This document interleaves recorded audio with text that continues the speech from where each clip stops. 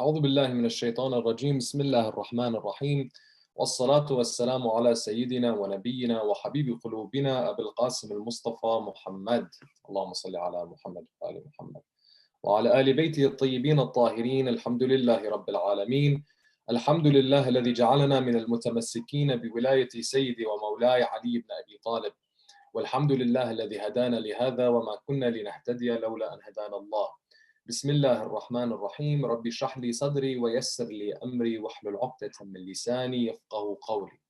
In the name of God, the most beneficent, the most merciful, we ask Allah to send His greatest peace and blessings upon Muhammad wa ali Muhammad. Allahumma salli ala Muhammad wa ali Muhammad. We praise Allah for all the blessings He has given us, and the greatest blessing being that He allowed us to be of the ones who remain steadfast, dedicated, and loyal on the path of our master after the Prophet, the commander of the faithful, the prince of the believers, the protector of the Prophet and his message, Imam Ali ibn Abi Talib alayhi salam. We praise Allah for this blessing and every blessing, for without Allah we would have nothing. Assalamu alaikum, my dear respected brothers and sisters, wa rahmatullahi wa barakatuh. Today we're going to continue in our conversations, our discussions on the vision of a virtuous community.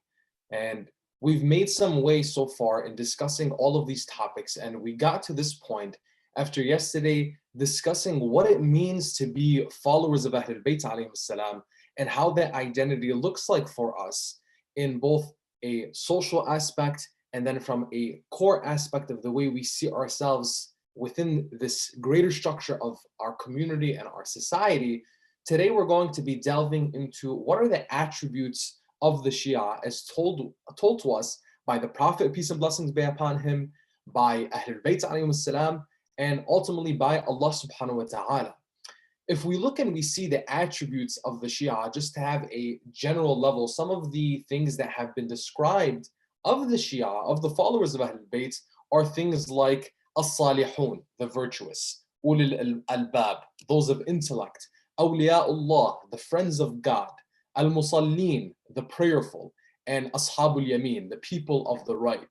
Now we're going to go today into all of these different attributes and ask some questions.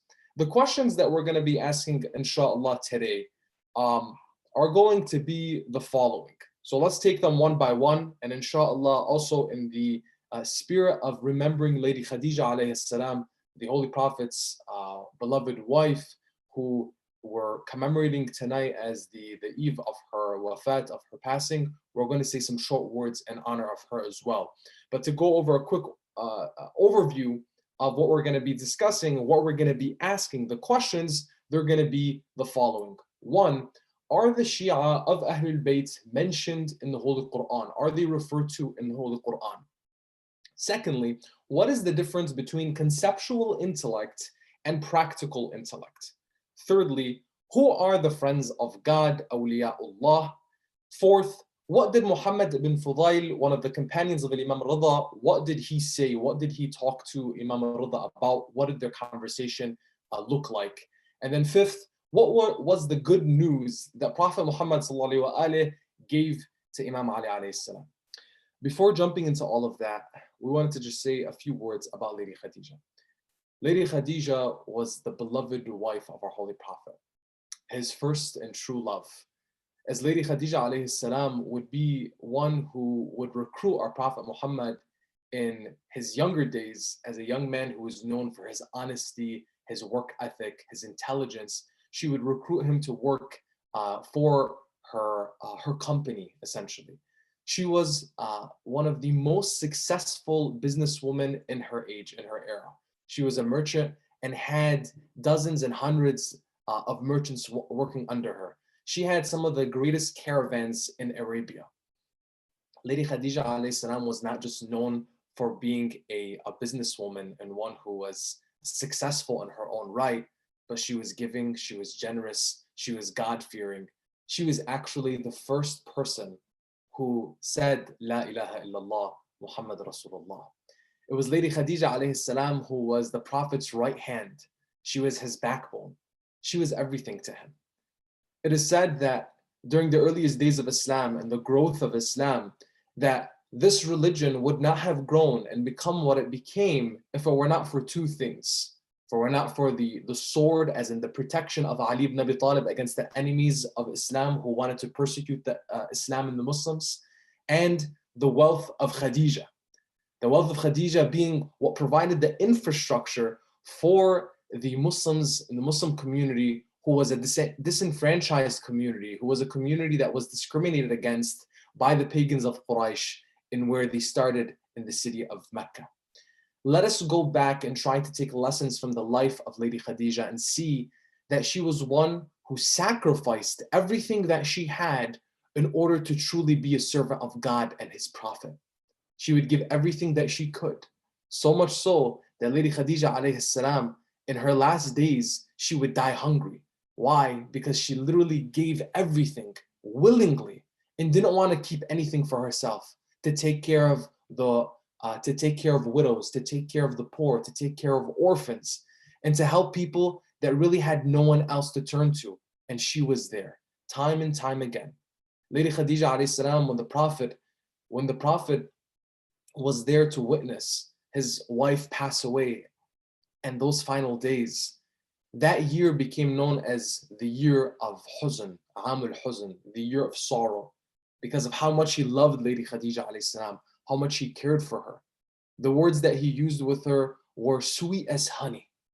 And no one would enter the heart of our Holy Prophet sallallahu alaihi wasallam the way our Lady Khadija alayhi salam did. In her memory, in her honor, we remember her, we cite to her attributes, and inshallah we can take lesson from her and emulate her path in being true servants of God and His Prophet. Allahumma salli ala Muhammad wa ali Muhammad. Let's go into the questions that we mentioned. The first question that we're going to be tackling is, are the Shia of Ahlul Bayt alayhim salam, are they mentioned in the Holy Quran? Now, Abu Basir, one of the companions of Imam Sadiq alayhi salam, who we mentioned in the past nights, Abu Basir goes to Imam Sadiq and he has some questions for him. He tells him that, he tells Imam Sadiq, I need some explanation. I want you to talk to me about the following verse. This verse in the Holy Quran, where Allah subhanahu wa ta'ala says, in chapter 4, verse 69, Imam Sadiq alayhi salam is asked about this verse by his companion. The verse is, whoever obeys God and the Apostle, they are with those whom God are blessed. They're with those whom God has blessed, including the prophets and the truthful, the martyrs and the righteous and the excellent, and what excellent companions they are. Now, Imam Sadiq alayhi salam, when Abu Basir asks him about this, he begins to explain it, and he says, if you're looking at this verse, you'll see that Rasulullah in this situation is an-Nabiyyun, the apostles, the prophets. We are the truthful and the martyrs, and you are the righteous by God. You, our Shia, are the righteous or the virtuous, as-salihun. The Imam continues and he says, لَقَدْ ذَكَرَكُمُ اللَّهُ فِي كِتَابِهِ حيث قال هل يستوي الذين يعلمون والذين لا يعلمون. Allah subhanahu wa ta'ala has mentioned you in His book when He said, are those who know equal to those who do not know? Only those who possess intellect. إنما يتذكر أولو الألباب. Only those who possess intellect take admonition. It is us who are those who know, the ones الذين يعلمون. Our enemies are those who do not know, and our Shia, our followers, are those who possess intellect, ulul albab. Now, what's the difference here? There's a key point that we need to consider is, what's the difference here between a conceptual intellect and practical intellect? Because the Imam here is referring to those who possess intellect, ulul albab, in the Holy Quran, in this verse from the Holy Quran. When it comes to ulul albab, those who possess intellect, we have to understand the difference between conceptual intellect and practical intellect. The difference between conceptual intellect and practical intellect is that conceptual intellect is something that all of us have. Conceptual intellect is based on the faculties that Allah subhanahu wa ta'ala has given us of learning, of abstract thinking, rationalization, cognitive functioning, all of those things, they factor into what conceptual intellect has. Every human being has this by default. But when we're talking about those who possess intellect, ulul albab, as referred to in the Holy Quran, it's those who possess practical intellect. And practical intellect, on the other hand, this is something that refers to decision making used to adhere to Allah subhanahu wa ta'ala's expectation from us at all times. Ulul albab, the possession of intellect, practical intellect, means we are taking the faculties that Allah subhanahu wa ta'ala has given us of learning, of education, of abstract thinking, of cognitive functioning, and using that to align ourselves fully with God all the time. That's the emphasis or the distinction here between conceptual intellect, which you and I, all of us have, versus practical intellect, which is possessed by those who are few and those who are referred to in the Holy Quran as ulul albab, and by the Imam al-Sadiq alayhi salam as being our followers, our Shia.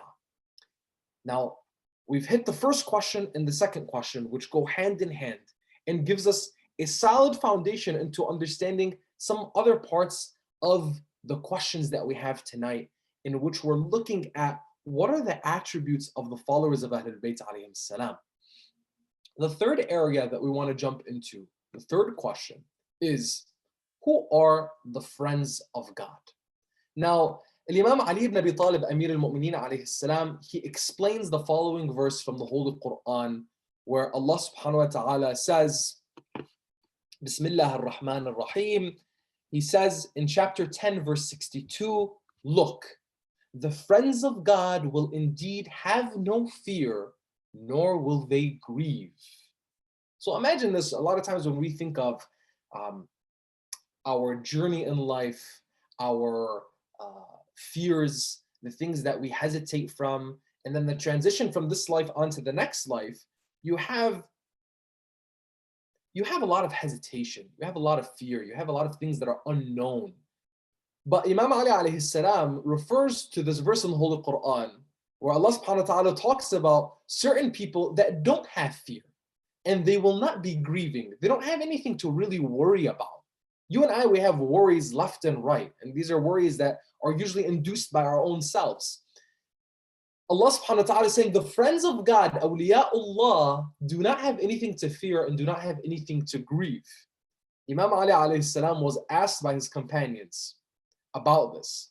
In fact, actually, as the narration tells us, the Imam asks his companions, he says, أَتَدْرُونَ مَنْ أَوْلِيَاءُ اللَّهِ? Do you know who the friends of God are? The companions respond and say, Ya Amir al-Mu'mineen, tell us, who are the friends of God? He says, هُمْ نَحْنُ وَأَتْبَاعُنَا فَمَنْ تَبِعَنَا مِنْ بَعْدِهِمْ طُوبَى لَنَا وَطُوبَى لَهُمْ أَفْضَلُ مِنْ طُوبَى لَنَا. He says, the friends of God are us, our followers, and those who follow us after them. Glad tidings be to us, and glad tidings be to them, that the reward that they will receive is actually better than ours, better than the followers of the Imam at that time. One of the companions looks at Amir al-Mu'mineen alayhi salam, and he tells him, Ya Amir al-Mu'mineen, why is the reward for them better than ours?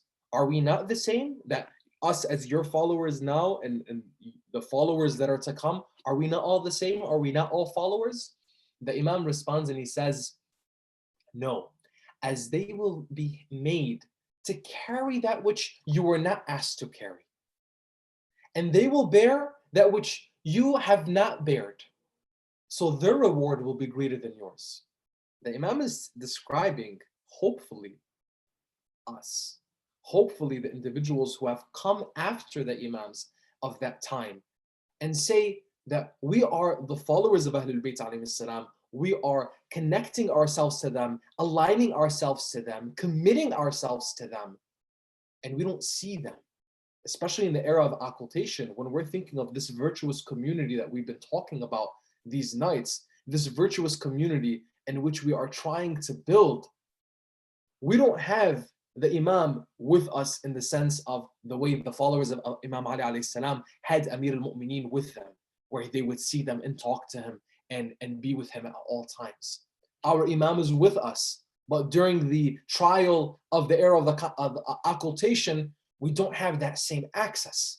The Imam is referring to these followers and saying that if you are truly our followers, as being those who are awliyaullah, the friends of God, your reward is going to be greater than the reward that is existent now, as he described to his followers.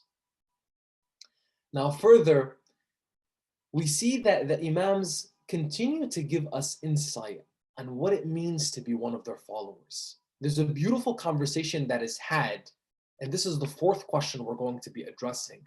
This conversation that takes place between one of the companions of Imam Ali alayhi salam, named Muhammad ibn Fudayl. So in one of our great scholars, Al-Astrabadi in his book called Ta'wil al-Ayat, he narrates this conversation between Muhammad ibn Fudayl and Imam al-Rida alayhi salam.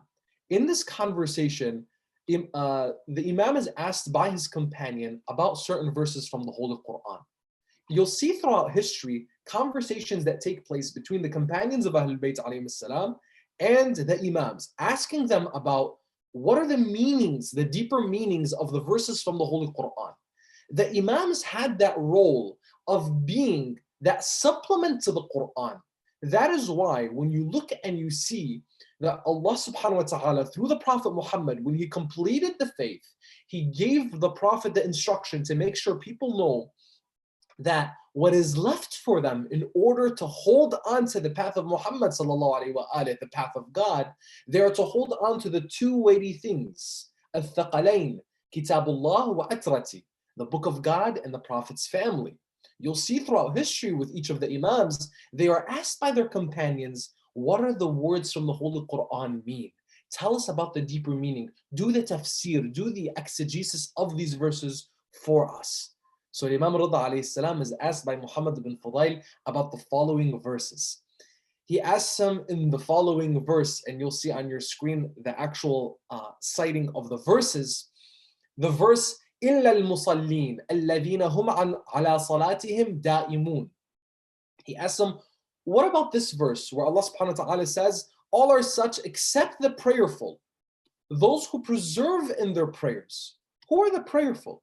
The Imam responds and he says, أُولَٰئِكَ وَاللَّهِ أَصْحَابُ الْخَمْسِينَ مِنْ شِيعَتِنَا. By God, those are the ones of the 50, أصحاب الخمسين, the 50 of our Shia. Not 50 Shia, but of the 50 being those who practice the 50, more specifically the 51 prayer, or the 51 units of prayer. Now, one of the attributes of being a believer, as described by Ahlul Bayt alayhim salam, is those who pray the 51 rak'ahs during the day. The 17 mandatory rak'ahs from the 5 prayers that we have, and then the 34 additional rak'ahs that are from the nawafil, from the extra recommended prayers that we have in between those prayers, or after or before those prayers. The Imam says, أُولَٰئِكَ وَاللَّهِ أَصْحَابُ الْخَمْسِينَ مِنْ شِيعَتِنَا.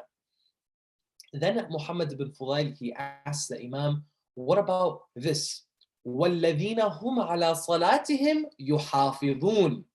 And what about those who are watchful of their prayers? When Allah subhanahu wa ta'ala says about those who are watchful over their prayers, who are they? Please tell me about them. The Imam says again, أُولَٰئِكَ أَصْحَابُ الْخَمْسِ صَلَوَاتٍ مِنْ شِيعَتِنَا. It is those who observe the 5 daily prayers from our Shia. So those who are observing the 5 daily prayers, this is a reference to them amongst our Shia. Finally, Ibn Fudayl asked the Imam, وَأَصْحَابُ الْيَمِينَ مَا أَصْحَابُ الْيَمِينَ. And the people of the right hand, what are the people of the right hand? The Imam said, هُمْ وَاللَّهِ مِنْ شِيعَتِنَا. By God, they are from our Shia, from our followers.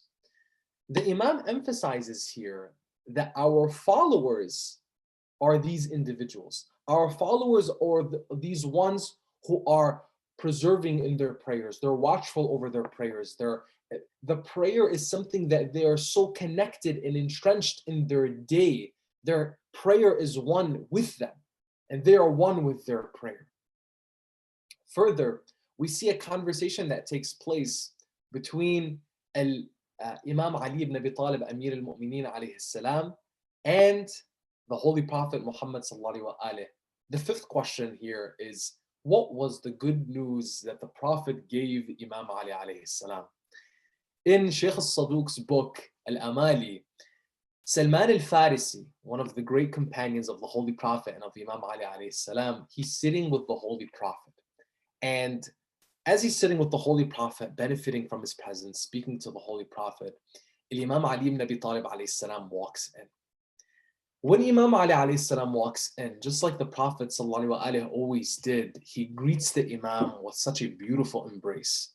He embraces the Imam, he smiles, he hugs him.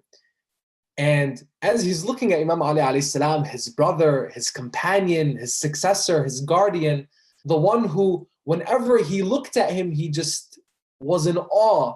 And he would emphasize to his followers that the mentioning of Ali ibn Abi Talib, the looking at Ali ibn Abi Talib, if you were to just look at this man, this is worship of Allah subhanahu wa ta'ala. Why again? The emphasis being not just his mere connection to him as his brother, his cousin, his son-in-law, his companion, the person who was with him from day one. Mind you, when we mentioned about Lady Khadija alayhi salam in the beginning, we mentioned that Lady Khadija alayhi salam was the first to accept the message of Rasulullah and say, La ilaha illallah Muhammad Rasulullah. The first individual after Khadija would be no other than Ali ibn Abi Talib, the one who would accept the faith at such a young age, a young man who, when no one would support the Prophet, this Ali ibn Abi Talib, this young man, who against all the odds, and even when people ridiculed him and the Prophet, saying as his uncles in Dawat al-Ashira, when the Holy Prophet was instructed by Allah subhanahu wa ta'ala to go to his family members and bring them all together, have a feast, and upon this feast, tell them that I am the messenger of God and God has endowed me with this revelation, and I want supporters amongst my family, and whoever vows to support me and be with me, then he will be my successor, he will be my guardian, he will be my heir, he will be the person to take over after me, and God will give him all these rewards.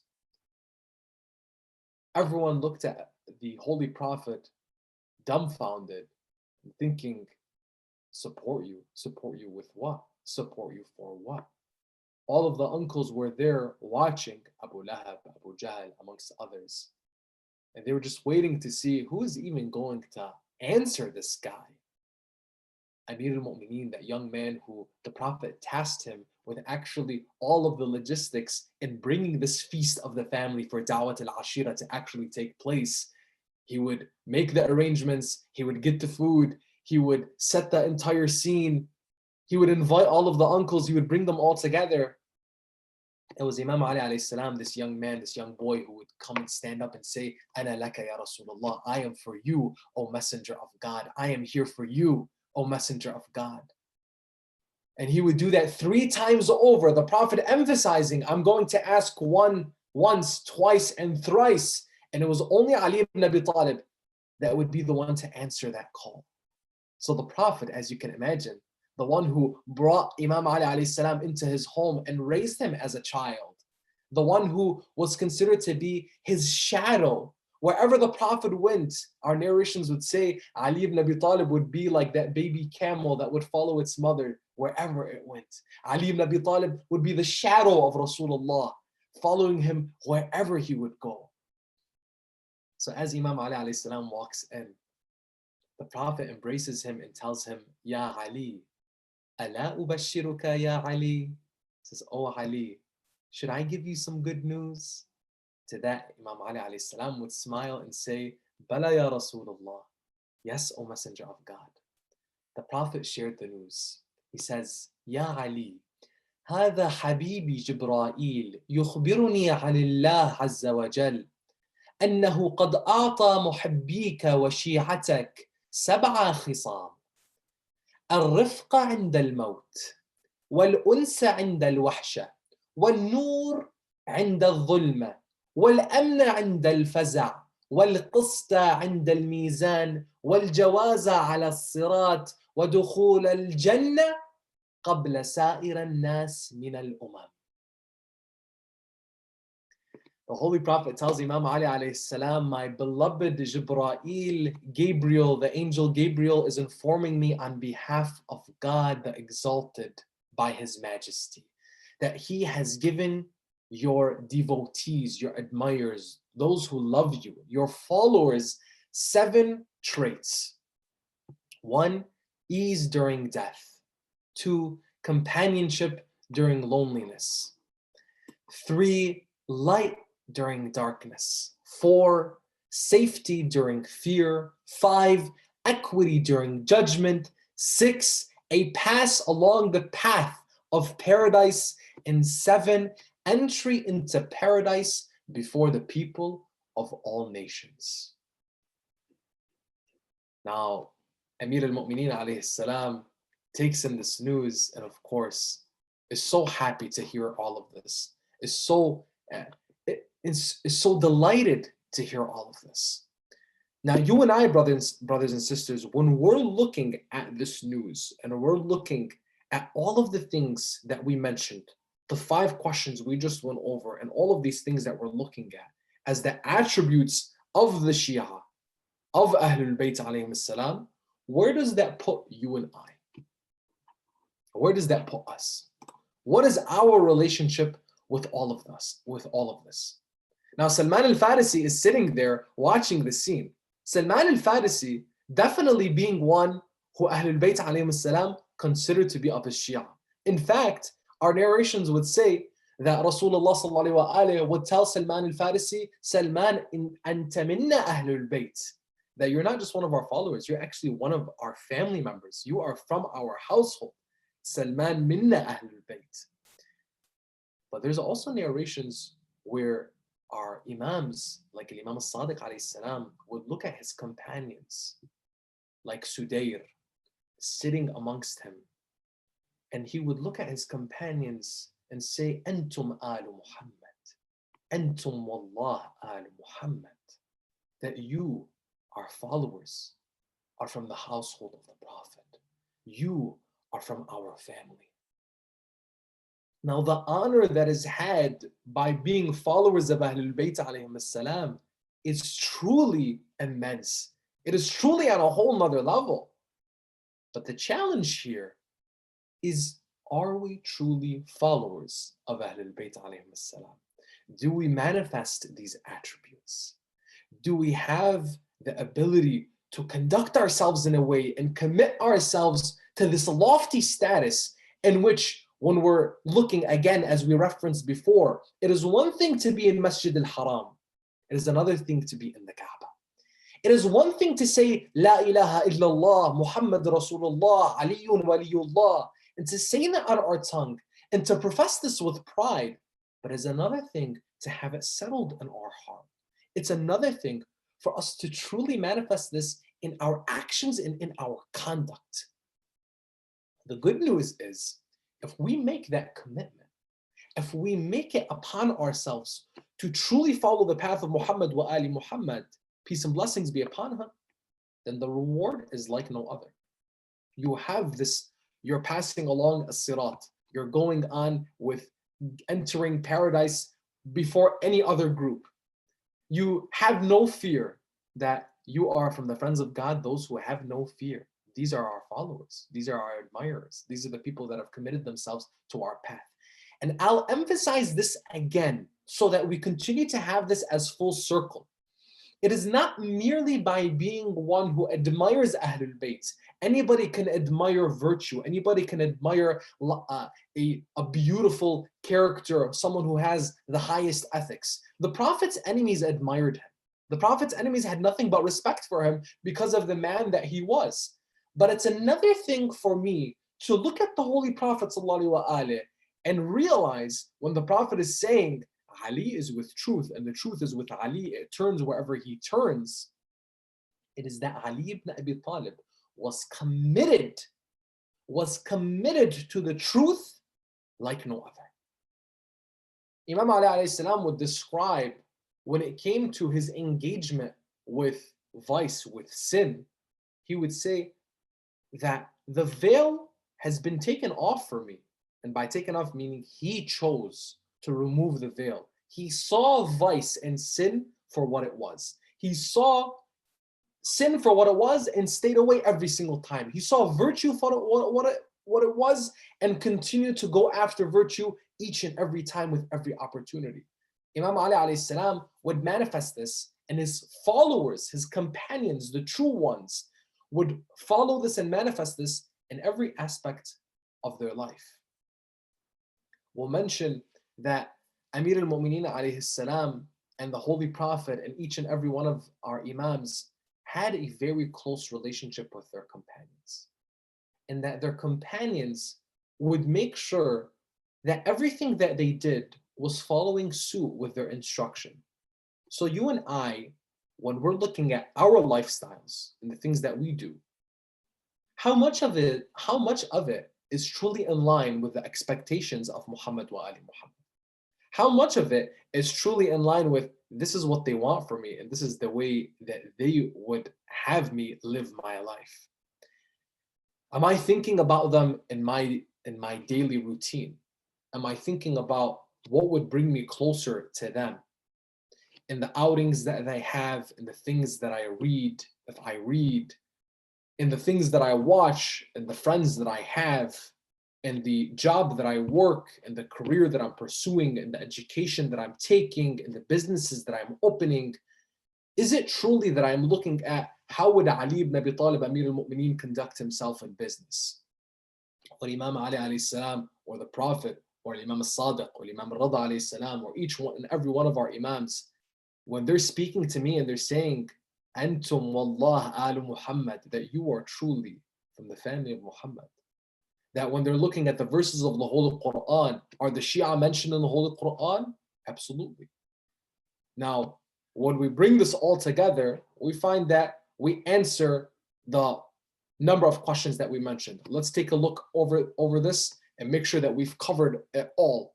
Finally, when you're looking at the last list of questions, we're seeing that, yes, are the Shia mentioned in the Holy Quran? If we can pull to those 5 questions. For the Shia mentioned in the Holy Quran, yes, Ahlul Bayt alayhi salam and the Holy Prophet, peace and blessings be upon him, refer to the verses that Allah subhanahu wa ta'ala mentions in these high attributes and say these verses are referring to us and our followers. Secondly, when it comes to the difference between conceptual and practical intellect, all of us have an intellect. God has differentiated human beings from the creations of animals, for example, and other things, and of the angels who are just simply and purely intellect. That one of the greatest things about us and our potential is that we have both desire and intellect. But it is our desire that allows us to continue to be fi ahsani taqweem, the best of forms. But if it is we allow our intellect to fail to our desire and to be succumbed by our desire, then we are relegated to the lowest of the low. The difference between conceptual and practical intellect is that conceptual intellect is had by everyone by default. Practical intellect is that we're using our faculties that God gave us to continue to be aligned with Allah subhanahu wa ta'ala and the expectation that Allah subhanahu wa ta'ala has of us. Third, who are the friends of God? We asked these as awliya Allah are Ahlul Bayt alayhim salam, their followers and those that would follow after. And that the reward of those who would follow after, possibly us, would be even greater than the followers of the time of the Imam alayhi salam. In that case being Imam Ali ibn Abi Talib, Amir al-Mu'mineen. For the conversation between Muhammad ibn Fudail and Imam al-Rada alayhi salam, the Imam explains that the prayerful, those who preserve the prayer, those who are in these verses that Muhammad ibn Fudail mentioned, all of these individuals that Allah subhanahu wa ta'ala is mentioning are a reference to who? Shi'atuna, our followers. The prayerful, those who observe the prayer, Ashabul Yameen, those of the right hand, those are all references to the followers of Ahlul Bayt. Finally, in that question that we asked was, what was the good news that the Prophet gave Imam Ali alayhi salam? It was as he smiled when Imam Ali walked in, that Jibreel told him on behalf of Allah subhanahu wa ta'ala that He is honoring the followers and lovers of Ahlul Bayt alayhim salam with 7 things: ease during death, companionship during loneliness, light during darkness, safety during fear, equity during judgment, a pass along the path to paradise, and the entrance to heaven before anyone else. Brothers and sisters, we're going to continue the conversations on a nightly basis as we develop further an understanding of what is this virtuous community. The virtuous as a salihun by Ahlul Bayt alayhim salam, them and their followers, and developing this virtuous community for not only the people who are ones of that core identity, as we explained yesterday, as being servants and followers of Ahlul Bayt alayhim salam, but one that encompasses all of humanity. We're going to continue these conversations, inshallah, in the theme of the virtuous community as the nights continue. We ask you to keep us in your prayers, and inshallah, you are in ours. هذا والحمد لله رب العالمين وأفضل الصلاة والتسليم على نبينا محمد وعلى آل بيته الطيبين الطاهرين.